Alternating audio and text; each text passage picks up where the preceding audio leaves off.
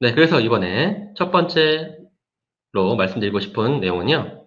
바로 제대로 반복해야 공부다. 라는 말씀을 드리고 싶습니다. 네, 그래서 제대로라는 말이 붙어 있는 거죠. 제대로. 근데 우리 학생들은 제대로 반복이라는 것이 어떤 개념인지 몰라요. 심지어 지금 이 강의를 들으시는 분들도 제가 지금 하는 얘기가 새로우실 거예요. 네, 그러니까 잘 들어주시면 좋을 것 같은데 우리는 그동안 공부는 단순히 많이 반복하면 된다. 어, 교과서 한 번 읽은 것보다 두 번 읽은 게 낫고 10번 읽으면 더 공부 잘할 거야 라고 생각하셨을 거예요. 또는 한 번에 몰아서 집중적으로 많이 하면 어쨌든 시험 잘 볼 수 있겠지. 네, 그런 생각을 하고 있으셨다면 여러분들도 그렇고 우리의 자녀들도 그렇고 앞으로 그런 마음은 절대 갖지 마셨으면 좋겠습니다.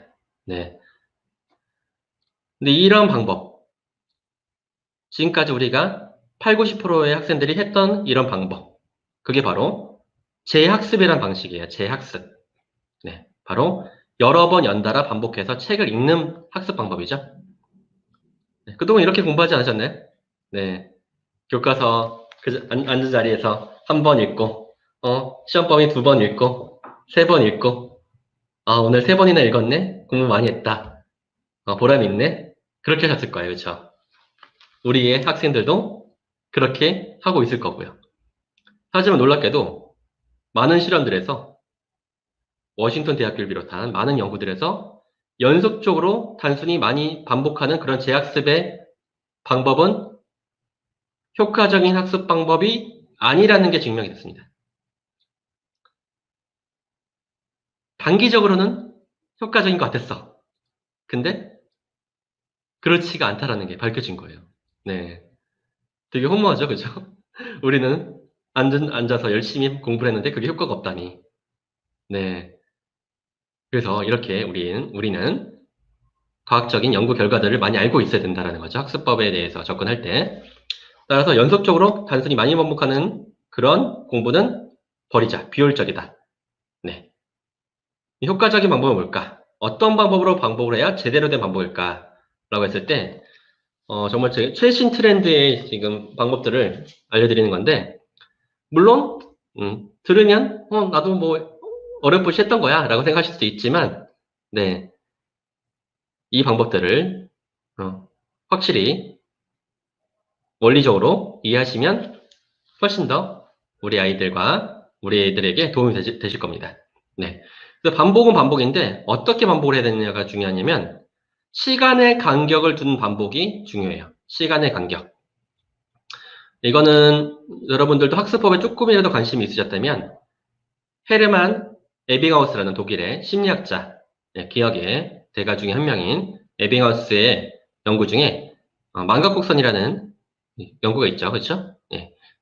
그래서 우리 기억은 이런 식으로 아주 가파르게 망각에 이르게 된다. 네, 따라서 우리는 지속적인 반복을 해야 된다. 그런 원리인데요. 따라서 우리는 단순히 그 자리에서 많이 반복하는 게 아니라 조금 텀을 둬야 돼요. 네, 그래서 분산학습인 거예요. 분산학습. 네, 그때 더 좋은 거는 너무 텀을 많이 두면 안 되고 그날 공부를 했잖아요. 그러면 집에 돌아와서라든지 자기 전에 조금이라도 그 내용을 복습해보는, 리뷰해보는 시간을 꼭 가져야 돼요. 네, 그쵸? 그 다음에 일주일 간격, 뭐 2주 간격, 뭐 한 달 간격. 이렇게 우리가 단순히 많이 어떤 강의를 듣는 그런 만족감에 사로잡히면 안 된다라는 거예요. 사실 제가 그런 학생이었거든요. 아, 강의를 정말 열심히 듣고, 인터넷 강의도 열심히 듣고, 필기 열심히 하고, 어, 그렇게 공부를 많이 했는데요. 그건 진짜 공부는 아니에요. 진짜 공부는 내가 그거에 대해서 습득할 수 있는 시간을 많이 갖는 거. 네, 그러려면, 조금이라도 학원 더 보내려고, 우리가 조금이라도 더 공부하려고, 빽빽하게 스케줄 짜면 안 돼요. 어떻게 해야 돼요? 일요일이나 뭐 주말 정도에서 혼자 공부할 수 있는 시간, 아니면 평일에서도 최소 혼자 공부를 두는 전략들을 쓰셔야겠죠. 그래서 그 시간은 내가 숙제뿐만이 아니라 스스로 복습할 수 있는 시간들 가져야죠. 네, 근데 대부분의 학생들은 숙제하는데 급급하고 제대로 스스로 습득하는 시간들은 대부분 못 갖고 있습니다. 네, 그래서 이 분사학습에 대한 것이 정말 중요하니까 이것들을 꼭 습관화시킬 수 있는 그런 스케줄, 시간 관리가 필요하겠죠. 네. 그리고 최신 트렌드 중에 하나가 바로 인터리빙이라는 용어가 있습니다. 인터리빙 학습법. 네. 이게 뭐냐면 끼워 넣기라고 볼 수 있는데요.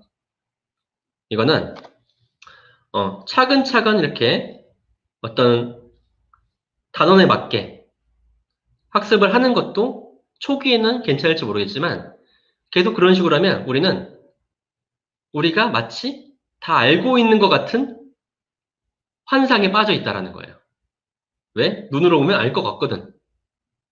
이거에 빠지면 우리는 많이 공부를 했음에도 불구하고 머릿속에서는 생각을 안 하고 그 어떤 내용들을 보는 그런 모습을 스스로 발견할 거란 말이죠. 네, 그래서 우리는 그런 우리의 모습을 그 나쁜 습관을 바꾸려면 의식적으로 과목을 교차적으로 학습을 한다라든지 또는 다양한 변화를 둬서 반복 학습을 해야 돼요. 네. 여러 가지 과목의 교차적 학습의 하나의 예로는 포모도로 또는 포모도로 타이머라는 게 있어요. 포모도로 타이머라는 게 있는데요. 이탈리아에서 나온 시간 관리 방법으로서 집중력을 향상시키기 위한 하나의 방법인데요. 포모도로가 토마토라는 뜻이거든요. 토마토 같은 시계를 가지고 25분의 간격을 두고 딱 집중해서 그거에 대한 과목에 대한 공부를 하거나 일을 해요. 그 다음에 다른 일 또 하고 또 다른 일을 하고 이렇게 25분 동안에 집중할 수 있게 공부를 한 다음에 바꾸는 전략들이에요. 네, 그래서 이렇게 몰입을 할 수 있는 의식적인 우리 트레이닝이라고 볼 수 있겠죠? 네. 그리고 다양한 변화를 통한 반복 학습은 이거는 뭐 다양한 방법들이 있을 수 있는데 뭐 그냥 앉은 자리에서가 아니라 다른 자리에서 다른 환경 속에서 뭐 독서실이면 독서실 밖에 나와서 일어서서 선생님 놀이를 하듯이 혼자 말로 해본다라든지 또는 공부했던 부분을 갑자기 손에 집히는 부분을 딱 펼친 다음에 그렇게 문제를 푼다라든지 그렇게 우리의 두뇌를 더 많이 쓸 수 있는 그런 전략들이 무엇일까를 생각해 보셔야 돼요. 네, 그게 바로 인터리빙이라는 학습법입니다. 아셨죠? 네, 이런 인터리빙이라는 용어는 처음 들어보셨을 수 있습니다. 그래서 이런 반복들이 우리 두뇌의 기억력을 강화시키고 지식의 통합을 촉진시켜요. 네, 아셨죠? 네, 그래서 그냥 앉은 자리에서 많이 반복하는 거, 순서대로 마지막까지 똑같이 공부하는 거, 이런 거 이제 금지. 네, 다양한 전략들을 갖고 반복을 해야 진짜 공부가 된다. 네, 그래서 두뇌는 어렵게 공부해야 훨씬 더 효과적입니다. 요행을 바라거나 네, 쉽게 하려고 하면 우리 결국은 두뇌 속에는 들어가지가 않아요. 네, 그래서 이 제대로 된 반복을 꼭 알고 계시면 정말 많은 도움이 되실 겁니다. 알겠죠? 네, 여기까지 제대로 된 반복이 공부다라는 주제로 말씀드려봤습니다.